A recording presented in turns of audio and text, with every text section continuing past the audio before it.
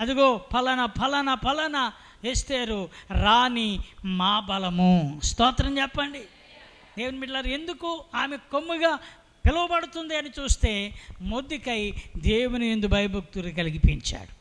ఆమె చెప్పండి, మన పిల్లల్ని ఎలా పెంచాలి? వాళ్ళు భయభక్తులు కలిగి ఉండాలంటే ముందు ఎవరు కలిగి ఉండాలి? అది ఏమండి, ముందు మనం కలిగి ఉండకుండా వాళ్ళు ఎలా కలిగి ఉంటారు? సామెత ఒకటి ఉంది కదా, తల్లి చేను మేస్తే పిల్ల గట్టు మేస్తుందా అని సామెత ఉంది కదా. ఏమండి, తల్లి చేను మేస్తే పిల్ల కూడా ఎక్కడికి వెళ్తుంది? చేనులోకి వెళ్తుంది, గట్టు మీద ఉండదు. ఎందుకనంటే అదిగో అక్కడికి వెళ్ళి గట్టు మేయలేదు, మొత్తం అంతా ఆ చేలో పడి మేసేస్తుంది. ఇప్పుడు పిల్లని అమ్మా నువ్వు ఇక్కడ ఉండి మెయ్యి అంటే కుదరదు, అదే అక్కడికి వెళ్ళిపోతుంది. నేను అంటాను, నువ్వు ప్రార్థన చేయకుండా మన పిల్లలు ప్రార్థనా పరులు ఎవరు? మనము నీతి కలిగి ఉండకుండా మన పిల్లల్ని నీతి కలిగిన వారిగా పెంచలేము.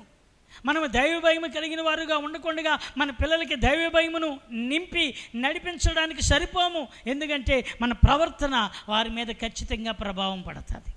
స్తోత్రం కలిగిన గాక. హల్లెలూయ. మన ప్రవర్తన ప్రభావం పడుతుంటుందండి.